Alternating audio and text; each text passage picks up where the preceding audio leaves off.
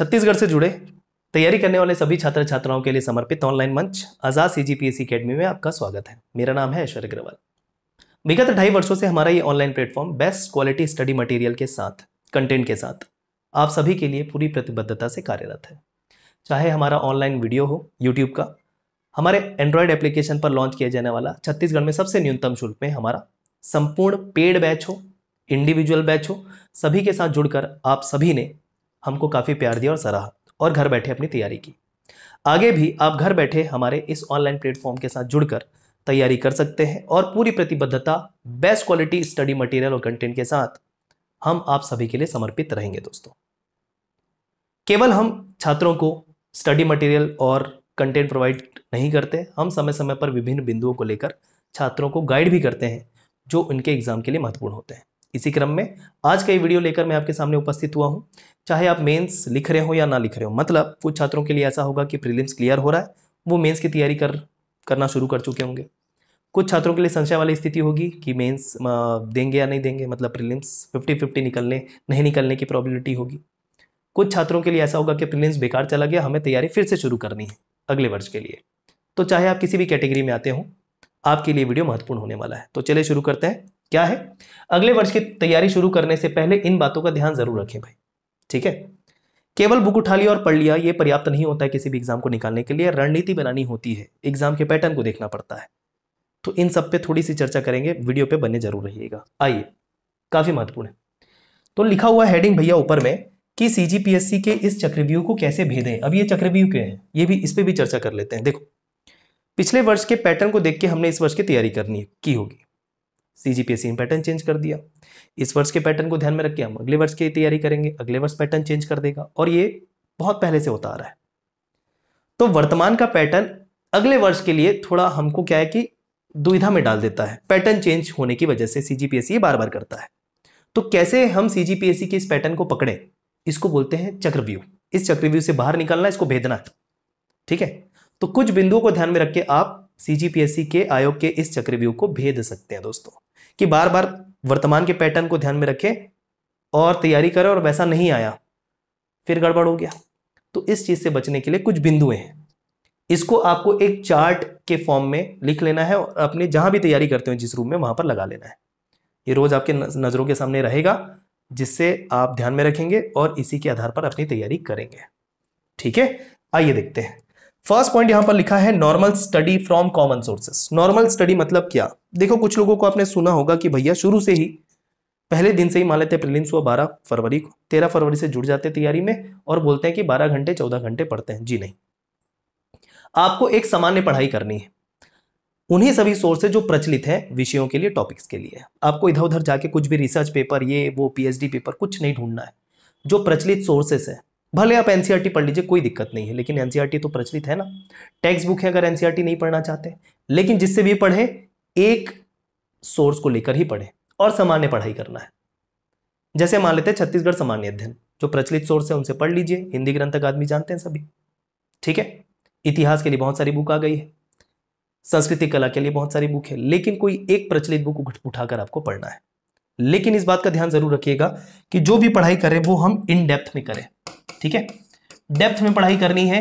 केवल अब फैक्ट रट लिया और एग्जाम निकल जाएगा, अब ऐसा नहीं होने वाला है। तो इस बात को ध्यान रखें, नॉर्मल पढ़ाई करें लेकिन डेप्थ में करें। नॉर्मल पढ़ाई का मतलब ज्ञात प्रचलित स्रोतों से ही पढ़ाई करनी है, और ना आपको 12 घंटे ना 14 घंटे। सामान्य पढ़ाई दिन का 3-4 घंटा भी आप निकाल लेते हैं सामान्य दिनों में।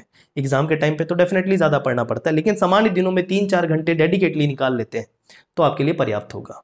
लेकिन उसके अलावा कुछ आपको एडिशनल वर्क करने पड़ते हैं डेफिनेटली, लेकिन 3-4 घंटा कोर स्टडी आपको करनी है, जिसे हम सामान्य पढ़ाई कह रहे हैं, ठीक है। तो सामान्य पढ़ाई करनी है, एकदम से 12-14 घंटे इधर भी कर रहे हैं उधर भी कर रहे हैं, वो जो दे रहा है उसे भी पढ़ रहे हैं उसे भी दे रहे हैं, ये नहीं करना है आपको। इसे कहते हैं नॉर्मल स्टडी, ठीक है। इस बात को जरूर ध्यान रखें। दिन की 4 घंटे की डेडिकेट जो पढ़ाई होगी, चाहे जॉब वाले हैं तो भी 4 घंटे निकाल सकते हैं, और जो जॉब में नहीं है वो तो निकाल ही सकते हो, तो बात ही नहीं है, आराम से निकलेगा। इस बात को जरूर ध्यान रखें, ठीक है। नॉर्मल पढ़ाई करने वालों का निकलता है, ना कि 12-15 घंटे करने वालों का। ये चीज आप ध्यान में रख लें। और ये जो है ना, ये पॉइंट्स, ये जिन्होंने प्रीलिम्स निकाला हुआ है या जिन्होंने कोई एग्जाम निकाला हुआ है उनके ही अनुभव है ये सारे, ठीक है। दूसरा पॉइंट है revision is the key to unlock the lock. बार बार बोला जाता है भाई, रिवीजन करिए। रिवीजन करने की भी अपनी स्ट्रेटेजी होती है। जैसे मान लेते हैं आज कोई टॉपिक पढ़ा, एक हफ्ते बाद फिर से उसका रिवीजन करना है, एक महीने बाद फिर से उसी टॉपिक का रिवीजन करना है, और फिर से तीसरे बार का रिवीजन होगा एग्जाम के पहले, और जस्ट एग्जाम जब समय नजदीक आ जाएगा जिसमें आप फाइनल रिवीजन करते हैं उस समय एक बार और रिवीजन होगा। 4 लेवल का रिवीजन होना चाहिए किसी भी सब्जेक्ट का, ठीक है, तब जाके आप एग्जाम के लिए श्योर होते हैं किसी भी क्वेश्चन के लिए। तो इस तरीके से स्ट्रेटजी वाइज आपको रिवीजन करनी है, और रिवीजन तो करने ही भी नहीं, रिवीजन के कुछ नहीं होने वाला। कुछ लोग रहते हैं जो सिर्फ पढ़ते जाते हैं, नोट्स बनाते जाते हैं। ना तो नोट्स बनाने से फर्क पड़ेगा, ना ही ज्यादा पढ़ने से फर्क पड़ेगा, ठीक है। भले आप, मैंने बोला कि एक बुक से पढ़ें, सामान्य पढ़ाई करें, लेकिन जितना पढ़ा है वो पूरी तरीके से रिवाइज होना चाहिए। मान लेते हैं अगर आपने पढ़ भी लिया सब कुछ, लेकिन जो पढ़ा है उसी में जाके दुविधा हो गई, 2 ऑप्शन के बीच में, कैसे करेंगे? गलत ऑप्शन मार के आ गया, हो गया खत्म आपका पढ़ाई वहीं पर, ठीक है। तो रिवीजन के बिना एग्जाम नहीं निकलेगा, इस बात को भी आपको ध्यान में रखना ही पड़ेगा दोस्तों, ठीक है। तो क्या लिखा है? Revision is the key to unlock the lock. Unlock the lock मतलब पेपर वाला लॉक, पेपर का जो लॉक है जो आपका निकल नहीं रहा है, अगर उसको अनलॉक करना है, उसको निकालना है, तो रिवीजन करना पड़ेगा, ठीक। अगला, do not wonder in search of new. Wonder मतलब होता है भटकना। नए के तलाश में आपको नहीं भटकना है। बहुत सारे लोग रहते हैं कि नया बताइए, कुछ नया बताइए, नया क्या आएगा इस बार, नया क्या है सर, इस कंटेंट में नया क्या है। संपूर्ण उदाहरण ले लेते हैं, जैसे जनजाति पोर्शन, लोक कला संस्कृति पोर्शन, जो बहुत सारे साक्ष्य तथ्य अवेलेबल है, उसको छोड़ के लोग और नए की तलाश में होते हैं कि और नया क्या पूछ सकता है सीजीपीएससी, और क्या हमको नया करना चाहिए। जो ज्ञात आपके फैक्ट्स हैं, तथ्य हैं लोक कला संस्कृति जनजाति के संबंध में, उसको तो पहले पूरा कर लीजिए, अच्छे से रिवीजन कर लीजिए, ताकि उसमें से प्रश्न है वो कम से कम ना छूटे। नए के तो फिर कोई मतलब अंत नहीं है नए का, नए तो कहीं से भी बहुत सारी चीजें मिल सकती है। आप बस्तर का इतिहास पढ़ लेंगे बहुत सारे ऑथर के, है ना। तो एक चीज का ध्यान रखना है, नए की तलाश में इतना नहीं भटकना। अगर मान लेते हैं कुछ एकाध क्वेश्चन जो है नया पूछ भी दिया एग्जाम में, तो वो तो ज्यादातर लोगों से नहीं बनेगा ना, और हमें ऐसे लोगों की परवाह नहीं करनी है जो तुक्का मार लेते हैं एग्जाम में और उनका सही हो जाता है। हमको ऐसे लोगों के बीच कंपटीशन करना है जो पढ़ के जाते हैं, जो सामान्य पढ़ाई करके जाते हैं, ठीक है। एक्चुअल कंपटीशन उन्हीं के बीच में होता है, जो तकरीबन होते हैं मात्र 10 से 15 हजार, मात्र। मैं एक सीरियस और नॉर्मल पढ़ाई करने वालों की बात कर रहा हूं। वो एकदम नए की तलाश में नहीं भटकते, वो जो सोर्सेस अवेलेबल होते हैं, जो तथ्य अवेलेबल होते हैं, उसको अच्छे से पढ़ के रिवीजन करके जाते हैं। ये तो हमने पढ़ लिया है, हमको तो कुछ नया चाहिए, इसमें नया नहीं है, नया बताइए। अरे नया नहीं है, आप एग्जाम के प्रीवियस ईयर क्वेश्चन पेपर को तो देखिए जरा। ऐसे क्वेश्चन की संख्या काफी कम होती है, और ऐसे क्वेश्चन की हमको चिंता भी नहीं करनी होती, क्योंकि वो बहुत सारे लोगों से, पढ़ने वाले लोगों से नहीं बन रहे होते हैं। वो सीधा सीधा स्किप कर देते हैं उसे बिना चिंता किए। आपको भी यही करना है, ठीक है। तो एकदम से नए की तलाश में हमको नहीं भटकनी है। जो अवेलेबल सोर्सेस है, अवेलेबल तथ्य है, फैक्ट्स है, उसको आपको अच्छे से कवर करना है। Next, What question will be asked next year by CGPSC is none of your concern. ठीक है। ज्यादातर देखा गया है जो छात्र तैयारी करने वाले होते हैं, जैसे कि मैंने कहा, प्रेजेंट के पैटर्न को पकड़ के फिर वो अगले बार का गैस करने लगते हैं कि अगले बार किस तरीके से पूछ सकता है यार, है ना। तो वही लिखा हुआ है, What questions will be asked next year by CGPSC. अगले बार CGPSC कौन सा क्वेश्चन पूछ सकता है यार, इस पे ज्यादातर डिस्कशन करके समय व्यर्थ करते हैं छात्र, जो आपको नहीं करना चाहिए।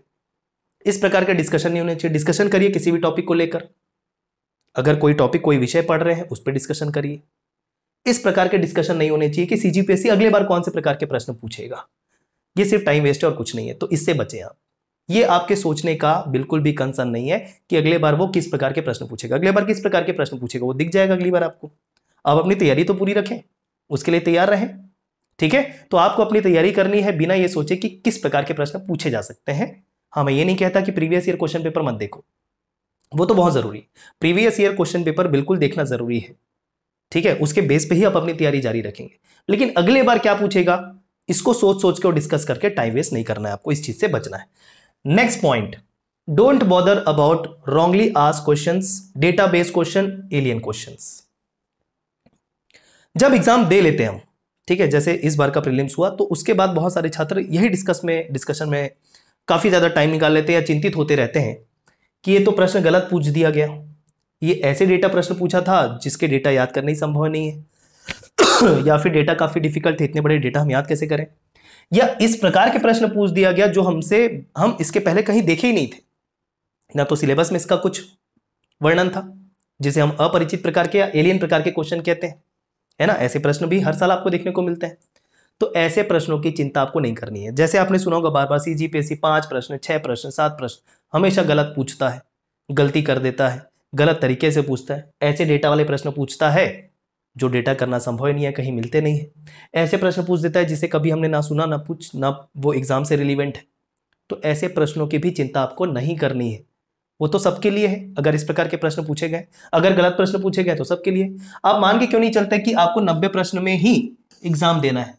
100 प्रश्न होते हैं प्रश्न पत्र में, मान के चलिए 10 प्रश्न ऐसे निकलेंगे जिसमें वो गलत तरीके से पूछे गए होंगे, ऐसे क्वेश्चन होंगे जो कभी आपने नहीं सुना होगा, उसमें डेटा मिस्टेक होगा, ऐसे डेटा वाले प्रश्न पूछे गए होंगे जो काफी डिफिकल्ट हो। ऐसे प्रश्नों की संख्या होती है 10। उन 10 प्रश्नों को निकालिए, आपको 90 प्रश्न में स्कोर करना है।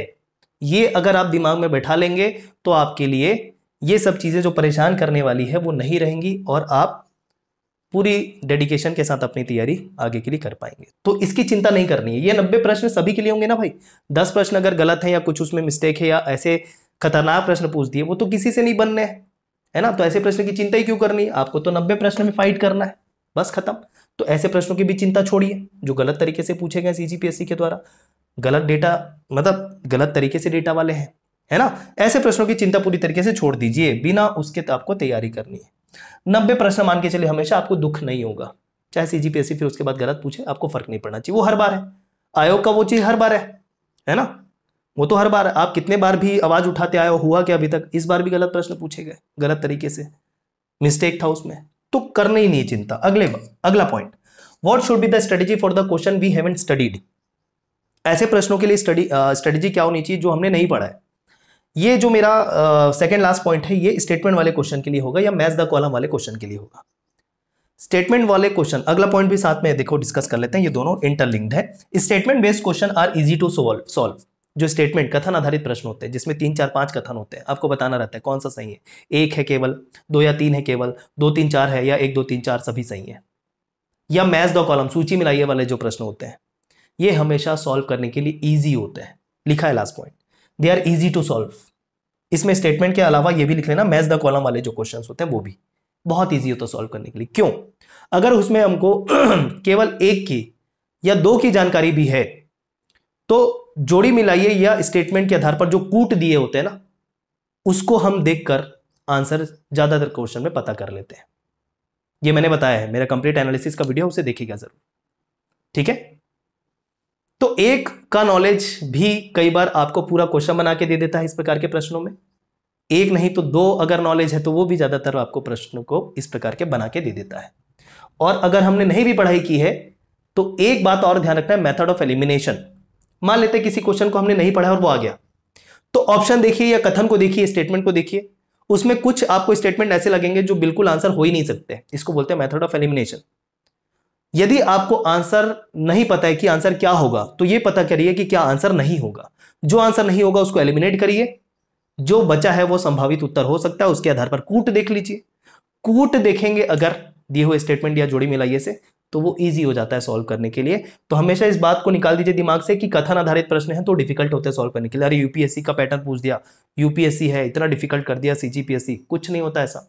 स्टेटमेंट वाले क्वेश्चन ईजी होते हैं, मैच द कॉलम वाले क्वेश्चन ईजी होता है सॉल्व करने के लिए। तो इन बातों का अगर ध्यान रखेंगे तो आपके लिए जो प्रश्न पत्र है उसमें जो आपकी मेंटेलिटी होती है ना, वो आपको हेल्प करेगी क्वेश्चन पेपर को इजी बनाने के लिए। It's all about mentality, mindset, ठीक है, जो पहले से हम सोच कर जाते हैं। तो इन बातों को ध्यान में रख के आप अगले वर्ष की तैयारी करिएगा, डेफिनेटली बहुत हेल्प होने वाला है।